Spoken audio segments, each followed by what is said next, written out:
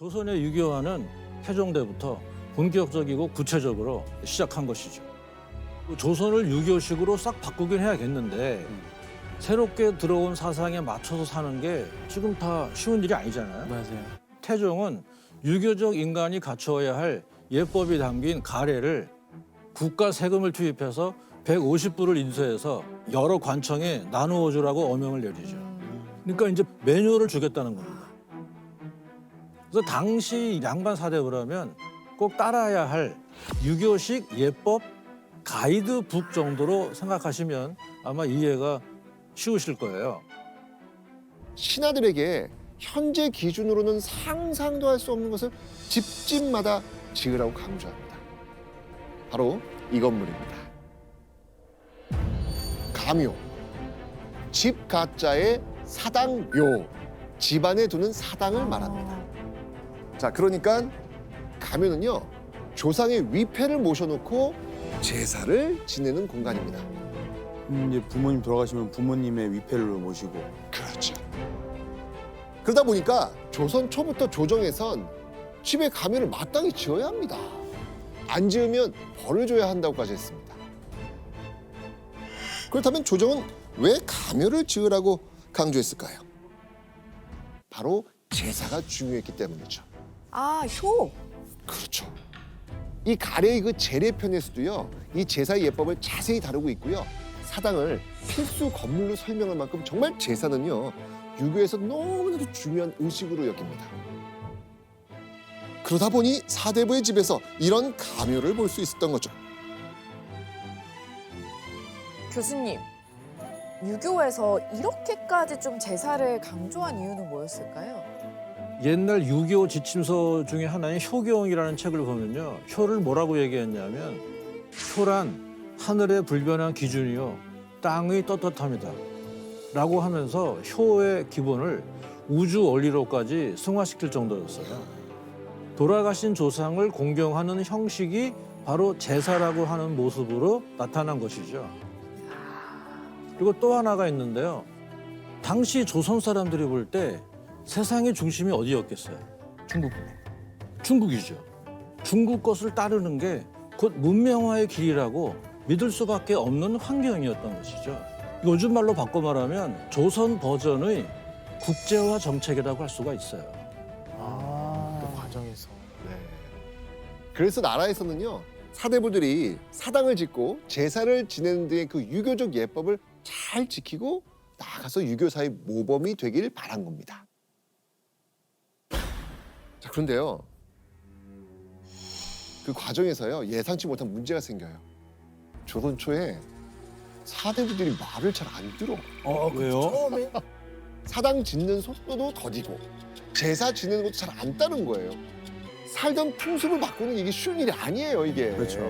고려 시대까지만 해도 대부분은요, 절의 위패를 모셨고요, 제사는 집에서 안 지냈거든요. 그리고 현실적으로 갑자기 집안에 가면을 지으라면 이게 쉽겠습니까? 커요, 규모가. 그죠? 그래서 사당을 짓거나 기제사를 지내는 일은요, 200년 가까이 잘 정착이 안 됩니다. 오래 걸립니다. 그러자 일부 조정 신하들은 이 제사를 강제화하고 안 하면 처벌해야 된다, 이런 상소를 계속 올리는 거예요. 그러다가 17세기쯤에 서서히 제사의 풍습이 드디어 자리 잡기 시작이 된 겁니다. 자, 그렇게 제사를 지내기 시작한 조선시대 사람들. 자, 그러면 과거엔 제사를 어떻게 지냈을까요? 어머니의 기일이다. 제사는 누님댁 차례이다. 자, 요거는요, 조선 인종 때 승정원 동부승지를 지낸 이문건이란 인물이 쓴 일기입니다. 일기. 어머니 기일에 제사를 지내는 건 누구 차례다? 이문건의 누님. 네, 누나였습니다. 그러니까 제사가 유입된 고려 말부터 제사가 장려된 조선 초중기만 해도 제사는요, 아들 장남만의 의무가 아니었던 거예요.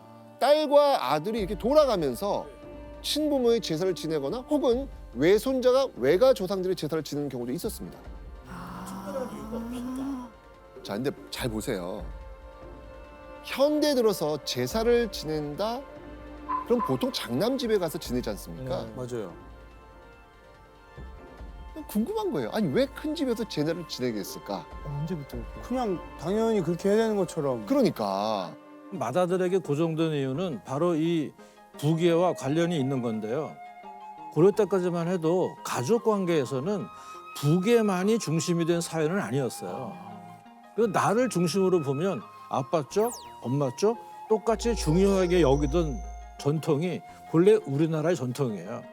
이런 상황인데 어떻게 조선의 부계 중심 가족 질서가 자리를 잡게 됐을까요? 이건 역시 조선의 유교화 과정과 밀접한 관련이 있죠. 성리학 이전 중국의 종법에서 비롯된 거라고 볼 수가 있어요. 부계 중심으로 가계도를 계속 만들어가는 하나의 원리 원칙을 말합니다. 우리가 지금도 익숙한 족보가 바로 이 종법의 원리에 따라서 작성한 가계 기록이에요. 이게 이제 소종에 포함되는 구성원들을 그린 그림이에요. 여기 보면은 내가 있습니다. 네. 네. 나를 중심으로 볼 때 아버지는 1대조 선조가 되는 거죠. 할아버지는 2대조, 또 3대조, 4대조. 와. 즉 객관적으로 보면 나까지 포함하면 5개의 학렬 세대가 소종을 구성하는 거죠. 결국 어디까지 직접 제사를 지내야 하냐? 주자가 제시한 가이드라인이 바로 이 가계도에 나와 있는 거예요. 4대까지인가요? 그렇죠. 그러니까 이제 뭐 사촌, 육촌, 팔촌이 가장 가까운 가족 구성원 근친입니다. 이게 소종의 개념이고 이 유산이 지금도 강하게 민법에 남아 있는 게 팔촌이라는 개념이라는 거예요. 이 가래의 그 제례편에서도요. 이 제사의 예법을 자세히 다루고 있고요. 이렇게 적혀 있어요. 제사는 맏아들이 주관한다. 이처럼 이 가래의 예법들도요. 종법을 지켜야 실천할 수 있었으니까 그 종법을 떼어놓고서는 유교화를 하기 어려웠던 겁니다. 그러면서 제사는 뭐 절대적으로 맏아들의 의무가 됩니다. 그러면 이런 규칙들이 다 가래에 나와 있는 거예요?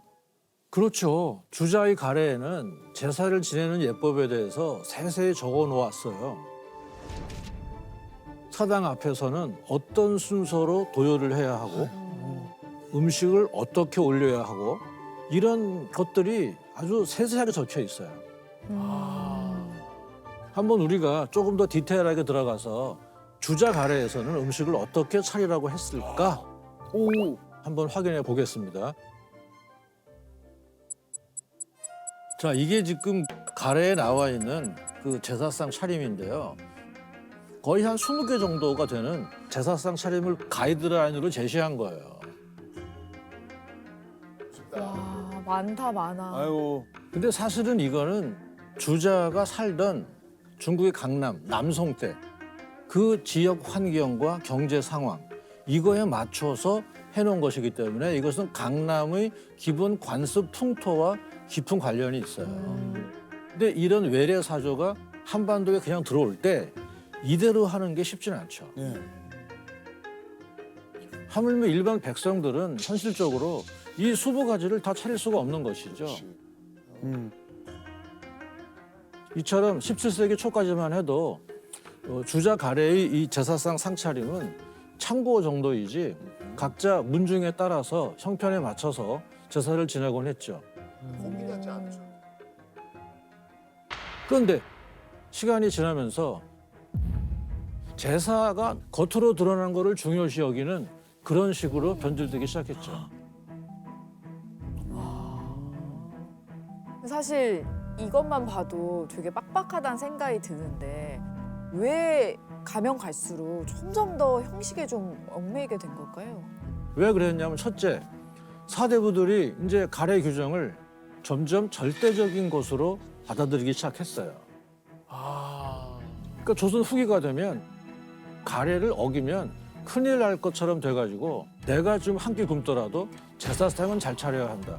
이런 것이 새로운 전통으로 굳어지기 시작한 거죠.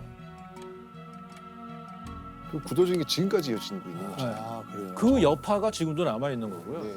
두 번째 이유도 있는데요. 이것은 뭐냐면 효의 본질에서 약간 벗어나서 그 조상을 빌미로 현재 나를 과시하기 위한 우리 집안을 드러내기 위한 그런 쪽의 기능도 상당히 강했어요. 어떻게 제사가 그렇게 변질됐을까? 왜냐하면 조선시대 후기에 가면 양반이 아닌 사람은 양반 행세를 하고 싶은 욕망이 있잖아요. 그러다 보니까 양반들이 주로 하는 생활 관습을 내가 카피하는 거거든요. 그거를 내가 드러내서 실천할 수 있는 제일 좋은 무대가 제사예요. 지금은 이제 SNS나 이런 걸 통해서 다른 사람이 뭐 하는지 보지만 그 옛날에는 그런 게 없으니까 제사 때 온 가족 안 보던 사람까지 모이니까 주변 사람 눈을 의식하면서 그렇죠. 점점 과해진 것 같아요. 오늘 저쪽은 이 음식이 나왔어. 우리도 무조건 저거 구해야 돼. 이렇게. 네. 그러니까 뭐 그 당시 샤인머스켓 없었겠지만 여기 제사집에 샤인머스켓 올린 순간 동네방네 우와 여기 효 최고다. 이렇게 어려운 걸 구했어 이러면서 그다음에 옆에 집에서 저 집엔 샤인머스켓 했는데 우리 집에 일하고 못해? 이러면서 그렇죠. 구해와 이러면서 야 이런 문화가 된 거구나. 근데 여러분, 그 주자가 가래의 재래 부분에서 각종 예법을 적어놨다고 했잖아요. 네. 그런데 주자가 예법과 함께 꼭 알아두라고 적어놓은 정말 중요한 말이 있어요. 그게 뭘까요, 그게? 제사는 사랑하고 공경하는 정성을 다하는 것만이 중요할 뿐이다. 가난하면 집에 있고 없음에 맞게 한다. 잠깐만, 그럼 이 말을 아무도 안 읽은 거예요, 혹시? 그러니까 가래에서는 제사를 지내는 데 있어서 형식이나 음식 가짓수보다 중요한 건 조상을 향한 마음이라는 거를 분명히 하고 있거든요. 사실 제사에는 조상에게 효를 다하는 것과 함께 정성을 다하면서 후손의 복을 빈다는 뜻도 담겨 있어요. 지금도 왜 우리가 조상한테 뭐 제사하고 하면서 아들, 딸 잘 되게 해달라고 마음속으로 빌 수는 있잖아요. 맞습니다, 맞습니다. 다만 남들보다 더 잘해야 한다는 부담감, 그리고 맞지 않는 예법을 억지로 지켜야 한다는 압박감, 이런 점들 때문에 누군가의 일방적인 희생을 꼭 필요로 하는 전통이라면 그거는 미풍양속은 저는 아닌 것 같아요. 그러니까 조상을 향한 진정성은 간직하되 현대 사회에 맞게 형식이나 이런 거는 좀 바꿀 필요가 있다. 그렇게 보는 거죠.